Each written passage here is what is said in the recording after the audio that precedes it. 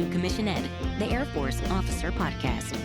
Here we explore the training and development of America's leaders in the application of air power and the profession of arms. The views expressed are those of the hosts and do not reflect the official policy or position of the United States Air Force, Department of Defense, or the U.S. government. The mention of companies by name is solely for the purpose of discussion and should not be implied as endorsement.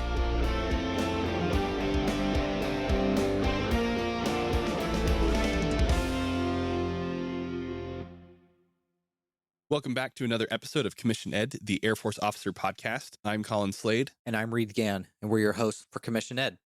So, Colin, I'm just smiling. We are bringing a really interesting episode today. We found a unicorn. We did. Definition of Capt Jennifer Tilton. Fantastic interview. She seems like an awesome person. I could totally hang out with her, I'm sure. The 13 Mike Airfield Operations Officer. So, Colin, in my decade in the Air Force, I have met one of these people. And this person had been in their career field a few weeks. Long story short, they were medically disqualified from their 12 series. They were a nav on a C-130, had lost their flight certification due to some health things, and had just been designated to cross over into this career field. Hardly done anything. I don't even think they'd been to technical training yet. And that was it. That's the only person in this career field that I've ever met. And we, the Commission Ed podcast, we are going to bring you a fantastic interview where, Colin, you sat down and discussed with her this incredibly interesting career field. Yeah, it just blows my mind what this career field does on the daily basis, what it does for the Air Force, and that there are so few of them. So let's turn it over to Capt Jennifer Tilton, who actually, because there are so few of them, came as a recommendation from previous interviews. Slider and Wham, they happen to know Jennifer and gave the recommendation to us to interview her. So let's leave it there. Turn it over to Capt Jennifer Tilton. Capt Jennifer Tilton, welcome to the podcast. I'm so excited to have you for a wide variety of reasons, but we were talking just before we turned the mics on. I don't know what I need to know about airfield management and air traffic control. So I'm super excited to have you help me understand more about this side of the Air Force and to share your experience with the audience. Absolutely. Thank you for the invite. I'm always excited to do stuff like this because we're such a small career field, but it's such an important one. For sure. In many different aspects. And we're kind of a lot of time behind the scenes. People don't actually realize that we exist sometimes. So I'm super excited to tell everyone about it. Yeah. And if you didn't exist, chaos everywhere, right? Yes. Okay. Well, very good. Before we get into your career field, let's have you introduce yourself a little bit, give you the chance here to speak to the audience, an opportunity to understand where you come from, what your background is, how you got into the Air Force, and bring us up to speed on how we are here today. Absolutely. So, I'm Capt Jennifer Tilton. I'm originally from Texas. So I joined the military and went to college on the military's dime. I ended up going to the Air Force Academy in Colorado. Okay. That is how I ended up commissioning. I always kind of knew I was going to end up joining the military. My dad was an infantry Marine. Oh. My mom was Navy. She was a Navy cook. So military kind of ran in our blood a little bit. And the deal with my dad was I was going to go to college and I was not going to enlist. So, and that I was going to have to pick a different branch other than the Marines or the Army. So that kind of ended up the deal. I ended up in the Air Force and went to the academy and studied behavioral science, graduated after 4 years. And I did end up picking airfield operations as my top choice. In all honesty, at the time, I did not know what I was picking. Yeah. I mean, do any of us really know what we're getting ourselves into? Right. Someone mentioned it to me one day. Hey, I think this would be something that you would be good at. And I said, that sounds like a plan. So that's kind of how I ended up in the 13 Mike world. Cool. Much to my benefit. I absolutely loved it. Great. So you said that your dad was in the Marines. You said that he was in the infantry, right? Yes. Yep. Was he enlisted or was he an officer? He was enlisted. Both my mom and dad were enlisted. Okay, cool. And so they provided a little bit more of that perspective for you and said, thou shalt not go enlisted. And I'm curious, the enlisted Marines, they tend to get, a little bit of the short end of the stick for our enlisted troops. But I'm curious, what was it that they shared with you, your mom and your dad? What was it that they were trying to help you to avoid or push you toward in becoming an officer, going into the Air Force, or at least not going into the Marines or the Army? What were some of those conversations like? So in a lot of ways, it definitely shaped my personality that I've taken with me this entire time. But Yeah. a lot of the conversations were just based on my dad's experience. So he was infantry Marine, and he was the one that was sleeping in holes and sleeping on cots. Quite literally. Literally, and sleeping on cots with, 300 other dudes in a tent. And so he, based on his experiences and kind of looking towards the Air Force, because the Air Force does a lot of support for the Marines. Obviously, the Marines are on the ground, the Air Force is in the air. And my dad has always had a great vision of the Air Force, and, kind of on his deployments, looking towards the side and seeing the Air Force side, and how the Air Force consistently had more money, consistently having more things available to them. So a lot of the conversation was, well, do you want to be in an air conditioned building with Wi-Fi or do you want to sleep in a hole? So those were kind of the conversations that we ended up having. And college was just basically always on the table. He had always wished that he went to college. Okay. He said the whole point of him joining the military was so he didn't have to go to college, which he moderately regretted. Luckily, at this point, he has been to college and he's done his master's and all that, which he really enjoys. But that was always a conversation to make a little bit more money, be a little bit more, comforted Okay. with the Air Force. And he realizes that the Air Force kind of treats their troops a little bit better as well. Okay, so it was more about the actual experience of being in the Air Force versus the Marines or the Navy with your mom, as opposed to the mission that each of the different services carries out. Right.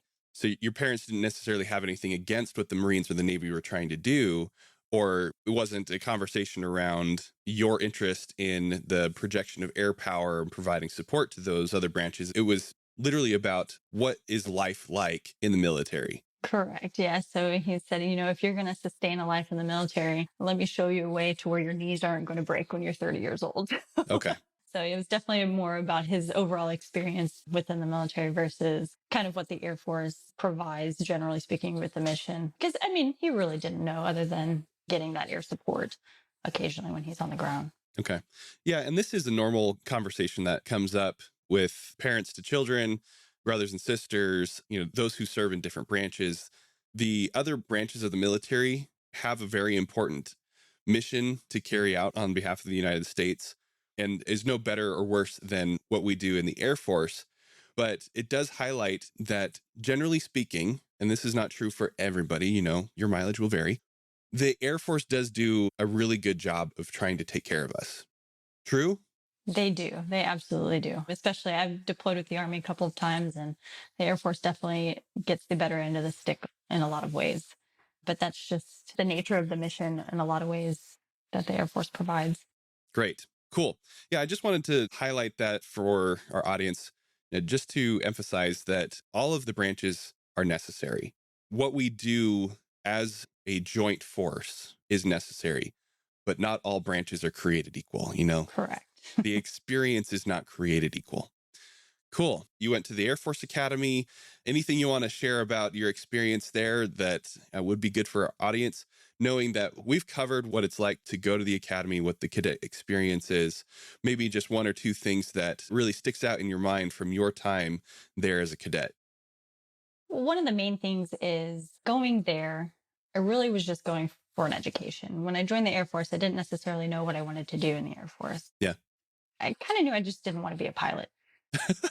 It was never, in all honesty, it was just never in my crosshairs. My dad was a Marine. I really liked looking at the helicopters sometimes, but it just was never something that was introduced to me growing up. So going there and kind of seeing that is a very large pipeline into pilot training. That's what they do there. That is what they do in a lot of ways. And it has changed since then. Obviously, UAVs started coming out while I was there. And so that turned into a bigger, realm for pilot training. So going there, I was kind of the oddball out in the sense that I didn't know what I really wanted to do. Yeah. I come from a family of enlisted Marines. And So taking that, I think that helped me, generally speaking, to maintain that personality throughout my experience and keep pushing through and understanding that I was the oddball out, and that was fine in a lot of ways. But at the end of the day, I did end up picking AFSC. That was perfect for me. Crazy enough. Yeah, you got lucky.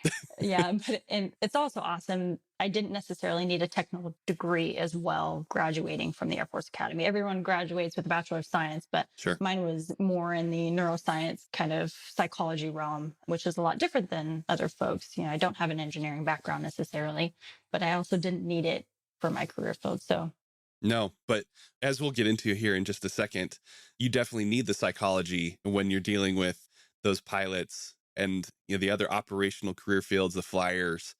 I'm sure there's quite a bit of opportunity for you to use some behavioral science. Absolutely. Working with them. Yeah. So throughout my time, basically, I mean, having grown up that way, I was constantly humbled basically through my experience there. I knew I was a little bit of the oddball, and I think everyone appreciated it most of the time. Excellent. Well, good. So you graduated, received your commission in what year? 2012. 2012. Awesome. So now 9 years spent in the Air Force on active duty, but you've recently transitioned from the active side into the reserve component, right? Absolutely. Turns out there is a position, well, several billets that are open for 13 mics at Langley, is where I ended up doing my reserve transfer. But I did it right in the smack in the middle of COVID. So I haven't been able to do much of the hands-on stuff quite yet, like I've wanted to. But so far, it's been great. For me at the time, felt like a good time to transition. And that's what I did. And it's honestly been awesome so far. So I get to stay in my career field, just do something a little bit different. Awesome. Cool. Yeah, we'll get into a little bit more about what that experience of transferring into the reserve has been like. But let's start having the conversation about the career field itself. And that will help us to lead into that conversation there about what you're doing for the reserve. So your career field is 13 mic, airfield operations. I did say that right, because I always get confused. Is it air traffic control? Is it airfield management? It is airfield operations. It is. And I know a lot of people get the terminology a little bit confused all the time. So it is airfield operations, 13 mic. Many people will say airfield management, which is just one small part of what airfield operations covers. Okay. Many people will call us, the air traffic control officers, which is, again, just another small part of kind of the day-to-day management that we do. But overall, generally, airfield operations just ensures safe takeoff and landing for aircraft. So anything basically with the word air in it, we typically have our hands on. Okay. Which can be difficult because in a lot of fashions, we may not be able to put our hands on everything that has the word air on it. Yeah.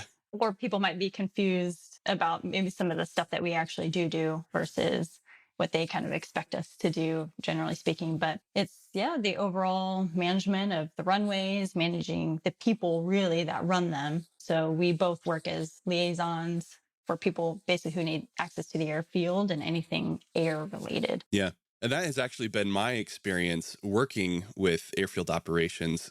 So in my time as a civil engineer, I was stationed at Joint Base Andrews, where Air Force One flies in and out of, plus a whole slew of other cats and dogs there at that airfield. I mean, it is such a busy place. I don't know if you've had a chance to be there. You're at Langley, and so pretty similar in that, that Northern Virginia, East Coast center of American power kind of thing. You probably experienced that a little bit. Absolutely. But I was surprised to see how closely civil engineers and airfield operations have to work together, because you guys own the airfield, but we maintain it. We take care of it. Correct. Yes. There's a really strong, or hopefully there's a really strong partnership there between the airfield operations officer, the civil engineering officer, and the people that we work with to make sure that the airfield is in a status and a condition that's going to support the flying missions. Absolutely. And so generally speaking, airfield operations has airfield management. It has what used to be called ATCALs, air traffic control and landing systems. Mm-hmm. They now call them RAWs, radar, airfield, and weather systems. Yeah. But they're kind of the electrical and mechanical engineers that do a lot of the work on the communications that are on the airfield. So radios, They'll do nav aids, that kind of thing. So that's one career field that people tend to forget that are actually in airfield operations. And then, of course, we have the air traffic control side. Yeah. That includes both the tower that everyone knows and loves, Yep. the big tall building, but we also have the radar controllers that are in the what we call the RAPCON, the radar approach control. Not every location has one, but most larger places do. So we do have a bunch of radar air traffic controllers as well. So it essentially covers 3 totally different AFSCs, which in a lot of ways confuses people because we do wear the air traffic control badge. Yeah. But in all honesty, I controlled traffic for maybe a year out of my life. And then since then, most of the job has been airfield management. Okay. Which fall under the command and control side of the house. So I think that's what confuses a lot of people. And like you said, partnerships are super big when it comes to airfield operations, because that's really what we're doing. We're managing what we can. And then we have the folks that actually, in a lot of ways, kind of do the work, particularly on the airfield. Obviously, the civil engineers are a big, big, big part of that. Yeah. For sure. Cool. Yeah. So definitely that was my experience. Sounds like yours as well, that partnership between airfield operations and the other parts of the Air Force that, again, are there to keep the flying mission going. And I just want to clarify one thing before we move on from that point. You say that you spent about a year doing air traffic control. So did you get like your FAA certification? You are a certified airfield air traffic controller. Is that part of it? I am. Okay. So, basic training for airfield operations. We go through 4 months of tech school out at Keesler Air Force Base. Okay. That covers the basics of air traffic control, basics of airfield management, basics of airfield operations management. And then we graduate and we're like, yay, I still don't know anything. So yeah, right. Then we actually go to our base and we do our upgrade training.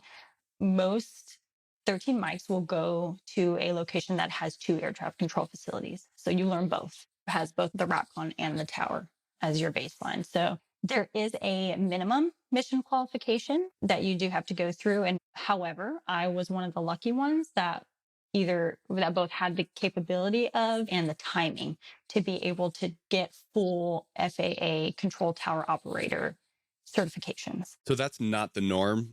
Not necessarily. Okay. And in all honesty, a lot of the training, which the career field is kind of trying to fix, it depends on where you go. Okay. And it depends on what's available, and it depends on how much time, because throughout the Air Force, there's only about 250 of us. Oh, wow. So if you think about how many airfields exist, just CONUS and OCONUS, as well as, like I said, we do everything air related. So we have airspace as well positions. There are only 250 of us. So at any given point in time, even through training, you might be now the person in charge, even though you don't have your minimum qualifications. Wow. To be able to do that. That's crazy. 250 of you in the Air Force. And is that just on the active side, or is that the whole total force?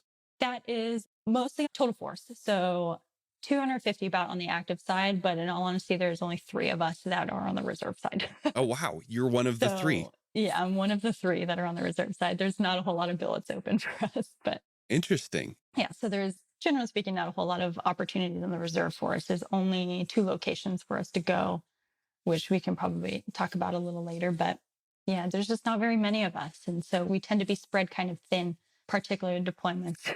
Yeah, I was going to say, and definitely want to come back to that here in a second. So with the 250 of you spread throughout all of the Air Force, is that just at locations that have an actual flying mission? It's got a runway, it's got a tower, or is it possible for you to go to some other bases that are just an airbase wing? It is possible for us to go to other places as well. And it's because another side of airfield operations is not just kind of the tactical hands-on airfield side. We have airspace, combat airspace is what we call it. So anywhere where there is built or not built airspace available, we have positions in those locations as well. Like, for instance, there is a position in Yuma, Arizona, that we're essentially an airspace liaison for the Marines. Oh. So again, anything with the word air in it, we probably have our hands on, just a little bit behind the scenes. Interesting. So does that mean that there are opportunities like on the regular basis for you to be part of the joint operations because you're providing that kind of liaison perspective and responsibility for the Air Force to the other services? Absolutely. And it's very clear, especially during deployments, that that is a big part of what we do. Like we've talked about partnerships with civil engineering. That is a huge partnership for us as well in a joint environment, because if there are air assets that aren't necessarily Air Force, congratulations, we have a new partner. Awesome. It's probably their flight safety liaison, that kind of thing. So we work very, very closely with our joint partners no matter where we're at, whether we're at a joint base or on deployments in particular, is really where I've seen it. Wow, that's fascinating to take such a small career field, 250 total across the total force. That just boggles my mind. And it doesn't even necessarily need to be because they have air assets. In a lot of ways, there is a runway available at whatever location. Mm-hmm. It could just be something as minor as a Army unit needs to be able to drive on the flight line. They need to get from point A to point B. Yeah. And now they have to coordinate with us. Right. And we have to get those procedures in place. So it doesn't even necessarily need to be air assets that we have that partnership with. Okay. So anytime just dealing with the airfield itself, whether that particular mission is flying or not, if they have anything to do with the airfield, they're going to have to interface with airfield operations. Definitely. Okay. Very cool. Yeah. And this kind of gets back to something I wanted to highlight, revisit a little bit more, is this partnership. Like, who are the customers that airfield operations exist for? Obviously, the flying community, the people who are actually getting into the jet, taking off, landing, that sort of thing. But maybe bigger picture, you say anybody who has air in the name or anything that has air in the name, who are those people that you primarily exist for? Yeah, I mean, obviously, you just hit it. Our primary customer are the pilots. Okay. They're the air crew members that are coming in, flying in, taking off, that kind of thing. Some of the ones, particularly on deployments or maybe other locations that we partner pretty close with or that are our customers, could also be like Army fires. Okay. We have howitzers out there and we're trying to clear airspace so they can actually do their mission as well. Yeah, that's a really interesting thing. Yeah. And you see that kind of with maybe on the Navy side, if they're wanting to shoot Tomahawks, that kind of thing, we also partner on that side as well. So those are our customers. Could be either joint or it could just be Air Force. No telling. Yeah, that's an interesting thing, that it's not just flying operations. Again, it's anybody who's putting stuff into the air there too. Absolutely. They may be on the ground, but they need the airspace to be free of obstruction or aircraft or anything like that so that they can do their training. So yeah, again, this very small career field continues to show how big and important it is. Right. And it continues to grow even when you think outside of the military. So my last location, actually, the radar facility, the radar air traffic control facility, controlled 9 other satellite airports. So that included civilian airports, that includes civilian airspace. So one of our major partnerships, at least in the United States, is the FAA. Okay. Yeah. In other places like the United Kingdom, which I was, in England, it's the Civil Aviation Authority. So all of the normal civilian air traffic control side of that house, we work very closely with as well. We're definitely kind of the military liaison to those civilian airports. Yeah. So many of these partnerships continue to just come out of, it's not just the Air Force, it's not just joint, it's civilian, it's international. There's an opportunity for you as a 13 Mike Airfield Operations Officer to interface with all of these different communities and gain that experience and provide value to each of these different organizations in order to accomplish not just the Air Force mission, but the joint mission. And not just that either. It literally goes to the highest levels of what we're trying to do as the United States. You were there in England, so there's a NATO aspect to it. Man, like I said, this just continues to grow and show how important the mission is of what you do. Absolutely.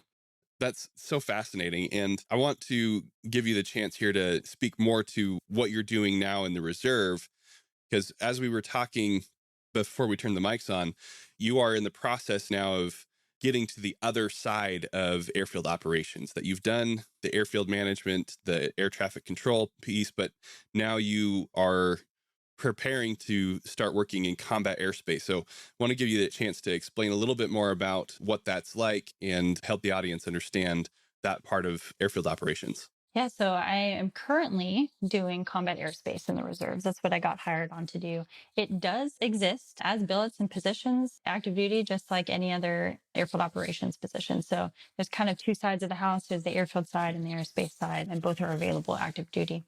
But currently, which is kind of exciting and new, I get to do the combat airspace side. So a lot of folks don't necessarily understand joint airspace control, particularly in an deployed environment. Yeah. It could be peacetime FAA National Airspace System, but most of the time we're working because of the deployed locations. And we're attempting to essentially provide minimum risk and attempting to create a lot of procedural control for the airspace because we call it airspace chaos. Yeah. If we're not around, essentially, because blue suiters think of blue airspace and our blue assets. Green suiters think of green airspace and their ground-based assets, or even their air assets. The Navy think of their brown suiters, their gray airspace, that kind of thing. Yeah. Marines. So they all have their own, and then special operations just don't want to tell anybody anything. So it can be airspace chaos because, like we kind of talked about and hit on, is, not only are there all kinds of aircraft flying around and doing these big missions, there's also fires that are happening, like ground-based Army air defenses and that kind of stuff that are going on, and that are also a huge part of our, joint team, essentially. So combat airspace, even with our best efforts, is still kind of chaotic, but we try to minimize the risk and prevent fratricide as much as humanly possible. Okay. Which is why we exist. So we have our airspace management team, and essentially what we are is liaisons for every other, whether it be coalition or joint liaisons that are operating in the airspace. So we kind of push out a lot of the airspace control orders that come down. So it's a little bit more, I would say, on the strategic vision of the kind of deployed environments, the mission, versus the airfield side, which I would kind of see as more of the tactical side, because you have your hands a little bit more dirty, I would say, on that side of the house. Yeah. Really, we're just there to prevent airspace chaos and trying to prevent mishaps from happening and fratricide and trying to actually hit the targets that we're planning on hitting. So I have to ask, what you're describing sounds a lot like the air battle management career field, the 13 Bravo. And I'm seeing you nod and smile. Maybe so there is some overlap there. Is there an opportunity for you to work with them? Is that the point and purpose of the combat airspace piece of the airfield operations career field? So we do work in deployed locations for the airspace side really closely with air battle managers. But what we like to say is air battle managers like to put aircraft together. Airfield operations and airspace want to put planes apart. Okay. So yeah, we're trying to keep planes apart and they're trying to put them together. So yin and yang kind of thing. Yeah. So there is definitely a partnership there. There's a lot of communication that has to happen in order for that to be a more smooth partnership with air battle managers, because we are yin and yang. We're on two opposite sides of the spectrum. So there definitely has to be a lot of communication working with them for those kinds of things. But at the end of the day, we're all working towards the same goal. Yeah.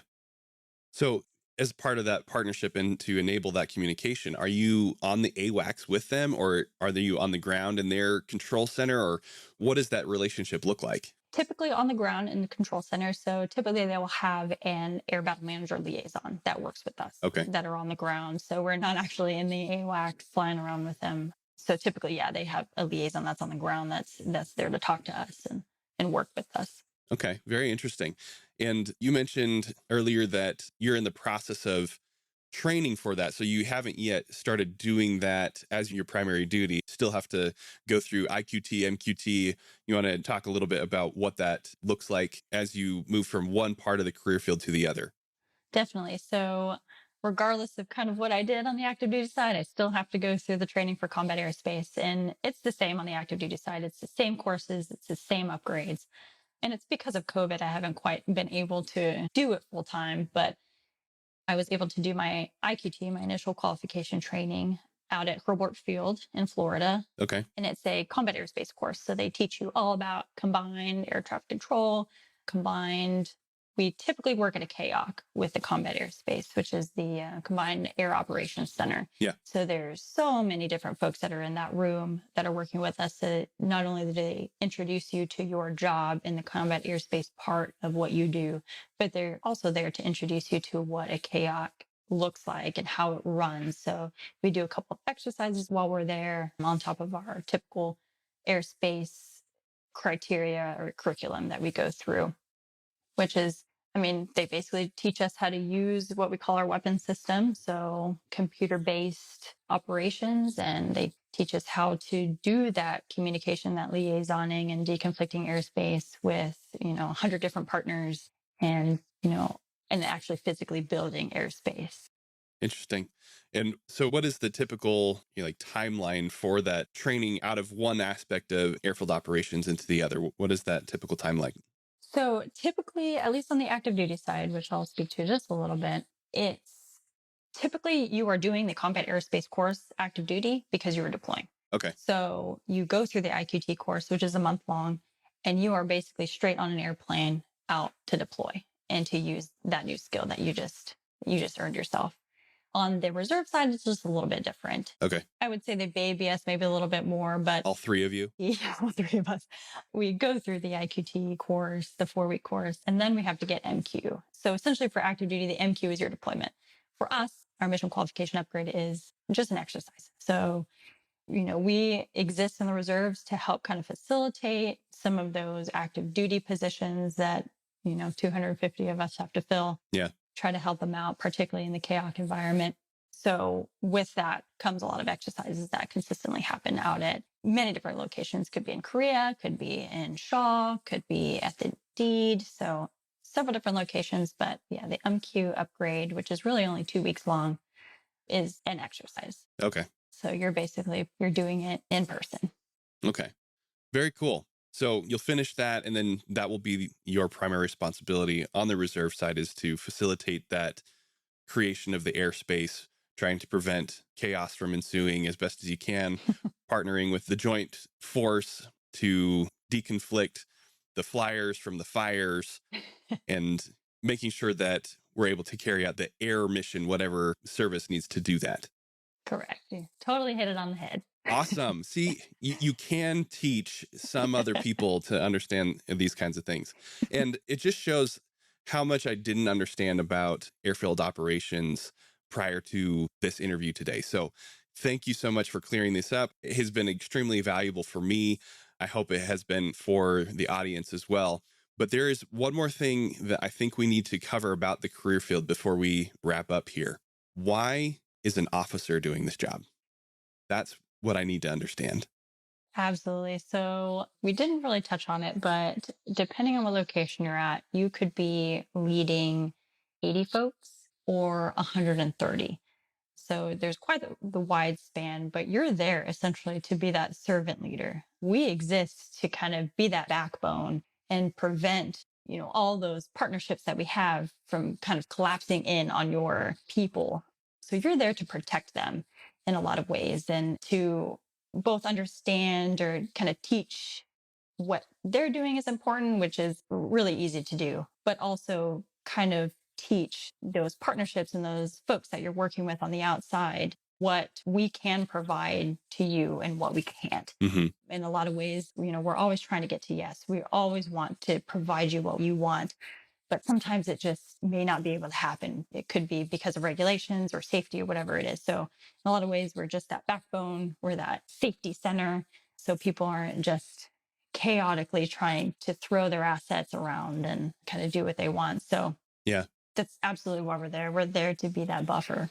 So you are using your commission and the leadership skills that you gain through your commissioning source and your time and your experience as you come up in the career field to provide that guidance and that leadership to your enlisted airmen.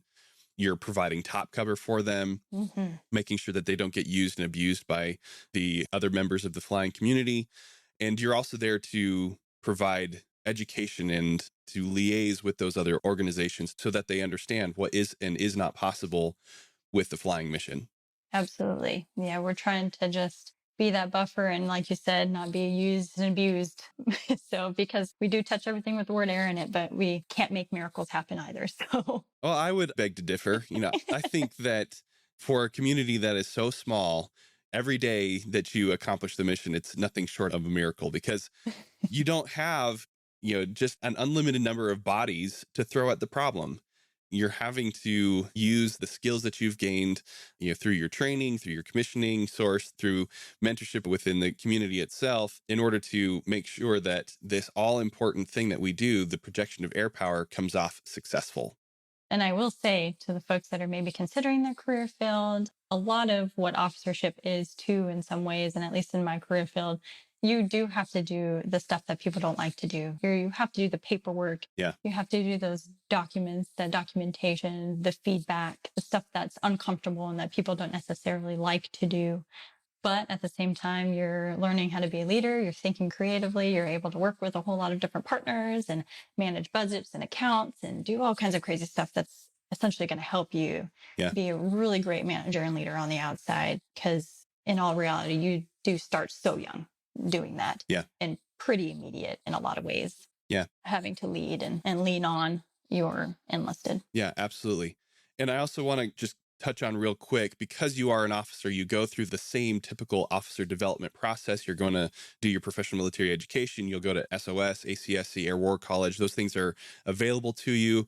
Organizationally, the Airfield Operations Officer in that function is going to fall up as part of the Operations Support Squadron. Is that correct? Correct. Yeah. So Airfield Operations does fall within the OSS typically. And then, as you kind of hit on, we do have the normal PME options that are available to us, but there's also other things that I have heard. I haven't actually done any sort of greater research on it, but again, like the word air, there are some 13 mics that have the ability to, for instance, go to language school and be an airspace liaison or be that kind of air liaison in a foreign country, whether it be Morocco or Paris, and work in embassies. Or, there are 13 mic lawyers. Oh, okay. Yep, they can send you to law school and now you are an airspace lawyer. Wow. So there are so many different opportunities that are available. Why is this career field so small? Because this is a good question. We are constantly on the critically maimed list. Yeah, I can imagine. But so there are so many other opportunities to be able to do kind of this job in many different facets. So, which I think is absolutely awesome. You just have to kind of research those opportunities and kind of, do that research yourself and ask around. And so interesting, because you are so small, you're already spread thin, because you are so important, you're being farmed out to all of these other things so that you can bring that skill back into the career field. On top of that, you've got all of the normal developmental milestones that you have to hit. The PME, you're going to do flight command. I imagine there's opportunity for squadron command, and even beyond that, group command, maybe wing command even. I don't know. It sounds like it should be available to you. Maybe, correct me if I'm wrong.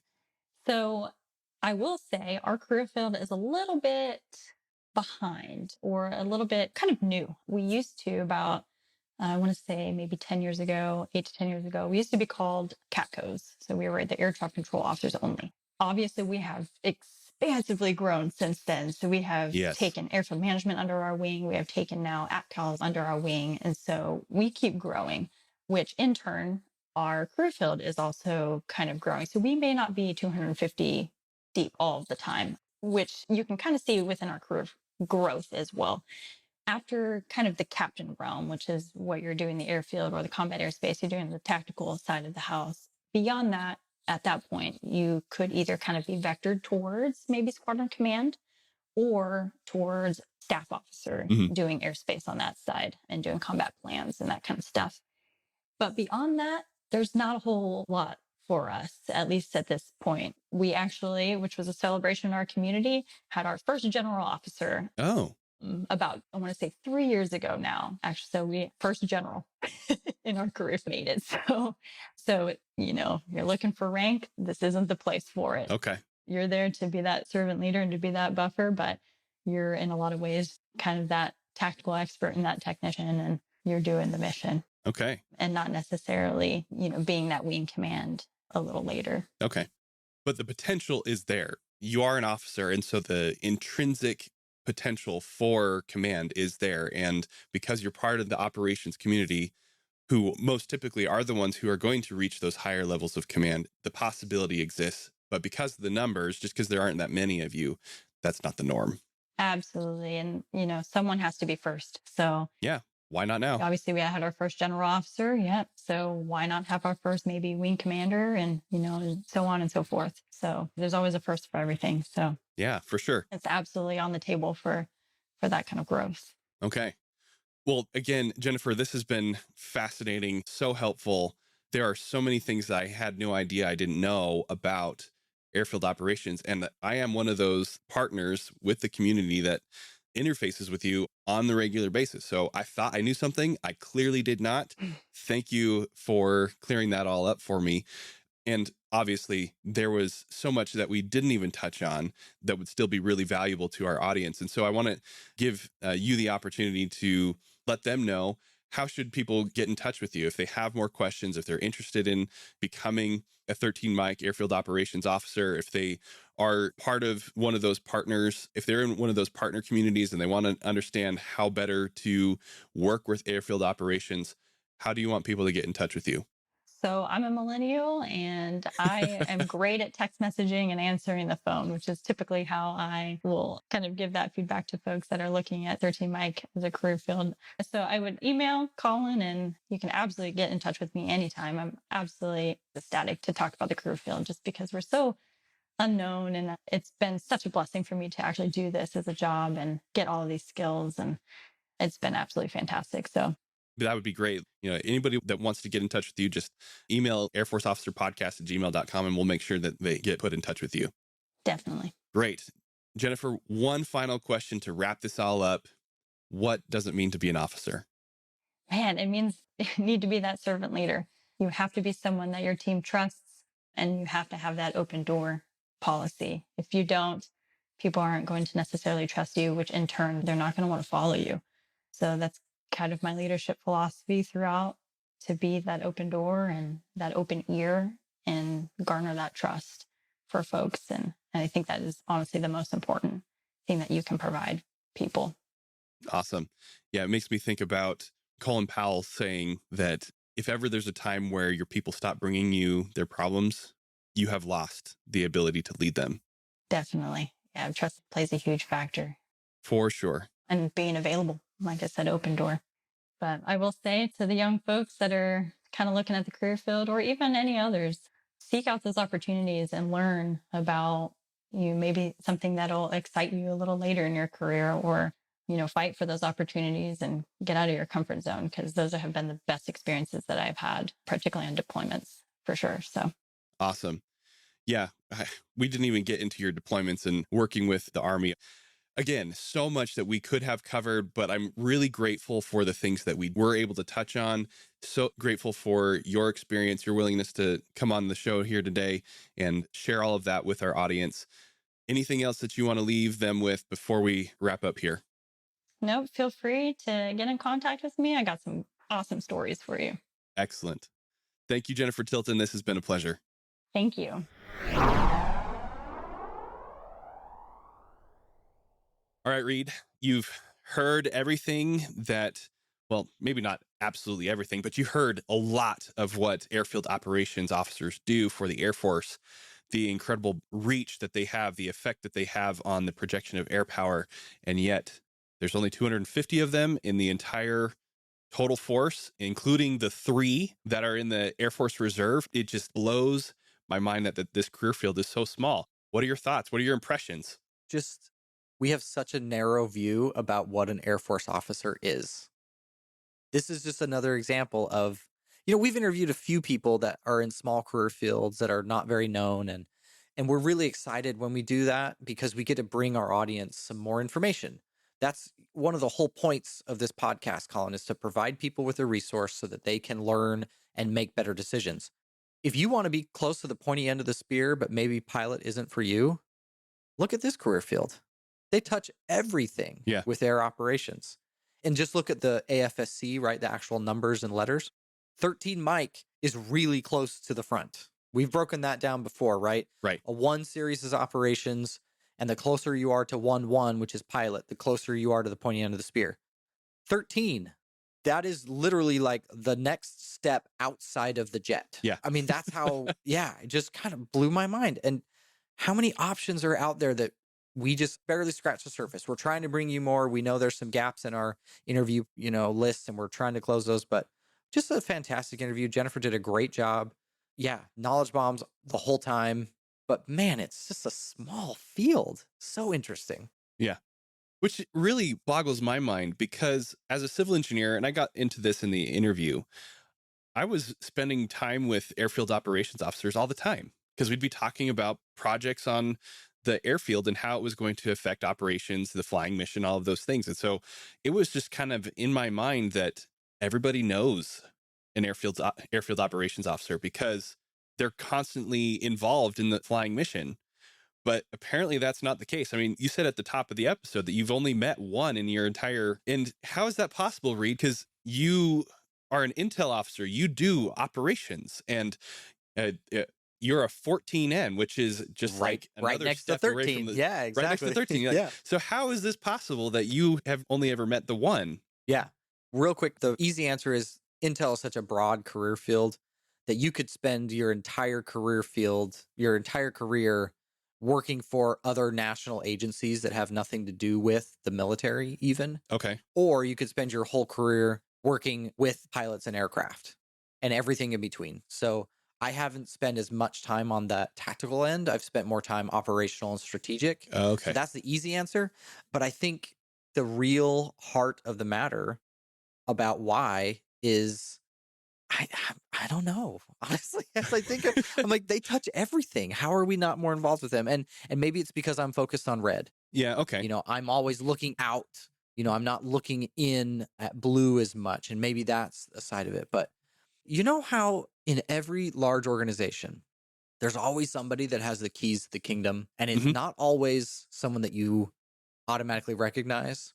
For example, like sometimes the one, quiet old looking lady who sits in the command section, but isn't the commander's boss exactly, just like that one lady, and you're like, ooh, I need to be friends with them. Yeah. Because they're the ones that know all the gossip. They know where all the skeletons are, that these people have the power. I feel like that's this career field for the Air Force.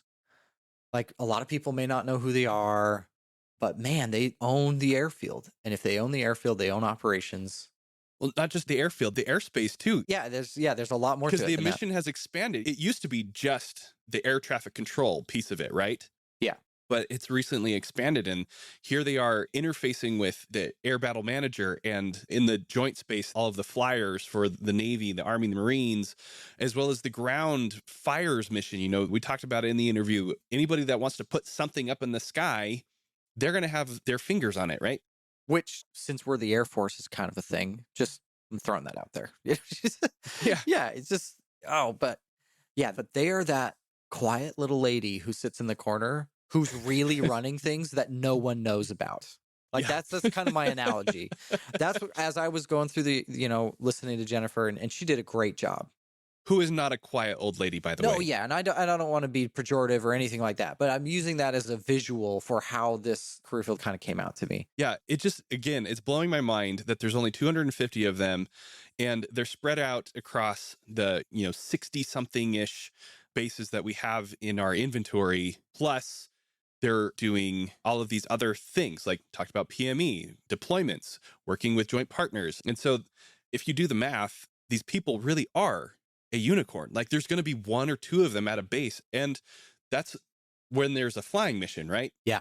And so it's really not a surprise that if you do the math that way, that you haven't run into them, where, obviously just by virtue of what I do as a civil engineer, or what I have done in the past, I was talking to them all the time. Yeah. So everybody has a different perspective, and it's good to share this information so that we all get a much better idea of what each kind of officer is doing out there in the Air Force. Yeah. If you want to be a technician and you want to stay doing the job instead of flying a desk, and you want to be in operations, maybe this is a career field you ought to think about. Yeah. I thought that was super interesting. Very short pyramid, right? You might make 06, but they don't even care. It's do the JOB. I thought that was very, very interesting. Yeah, she plain and simple said that if you want rank, this probably isn't the career field for you. But just like we've been saying, if you want to touch air power, if you want to have your fingers on everything, here you go. This is the way to do it. And because they do touch everything, how is it that there are so few of them that are making 06? And that she said that they just barely got their first general officer. Yeah. I don't know what's going on here. I don't want to say that the Air Force has it wrong or that they have it right, but it just doesn't make sense to me that a career field that seems so critical to what we do is promoting so poorly. Is poorly the right word? I don't know, because I wonder if it's one of those things that they're a victim of technology. I wonder if GPS, for example, has changed the number of people that have to be in the towers, or the ability of long range communications, or, I don't know. I would need to do a lot more historical reading. I'm not a flyer. I don't have, a deep understanding of how, history. And here's a quick example. Back in the day when we used to have spacecraft with people flying in them, the Apollo missions and things of that nature, we had to have these stations all over the planet with people sitting in them in order to communicate with those spacecraft as they circled the globe. Right. We can do that all now automatically with remote sites that don't have people in them. Mm-hmm. That's just an example of what I was wondering. Maybe they're small because technology has forced them to be small. We can do things remotely now. I don't know. I don't have enough understanding of it, but that's kind of the first thought I had was. Yeah. And then the other thought is like the future of airfield operations just in general. Like, we know that General Brown is a huge fan of having an agile force, being able to, I'm blanking on the term. Yeah. Agile basing is the technology. Agile basing. Yeah, Thank you. Yeah. That's the phrase. And the basic premise is, imagine a flight, 4 ship of F-35s. They land on some random road in the middle of Eastern Europe. And then a C-17 lands right behind them. And then a crew of maintainers and loaders and gas people, they just go and take care of the jets, and then they take off again. And then the base is gone, right? Yeah. And that's just because the ability of our enemies to reach out and touch us at hardened, easily locatable facilities is such that we won't have them if we get into a hot war. Yeah. So because of that change in thinking, the change in the way we base our operations, that obviously is going to have an effect on the Airfield Operations Officer. Maybe you just get rid of the airfield and you just call it the Air Operations Officer. And maybe there's more of them because there are so many different places that we could potentially go, or maybe there's fewer of them. Yeah. But, to me, it seems like a pretty binary thing that there's, the future of this career field is either going to grow or it's not. Yeah. It was so fascinating just to hear the different views and different experiences and perspectives that Jennifer shared. And I'll be honest, Colin, I'm a little proud that we brought a 13 mic on the podcast. That was a hard thing. Good job, us. Sorry. I know you shouldn't be that way, but when you sent me the recording, you're like, hey, we're going to do this one on the airfield operations. I was like, wow, good on you. So Jennifer, thank you for joining and sharing your unique experience. And audience, if you found this valuable, if you think that this might touch somebody in a way that, could tickle their interests, send it on, share it with them. Please. And hopefully we can get some more good folks coming in to replace Jennifer now that she's transitioned over the reserve. We need to get that number up, Colin. We need to get that number up. Exactly.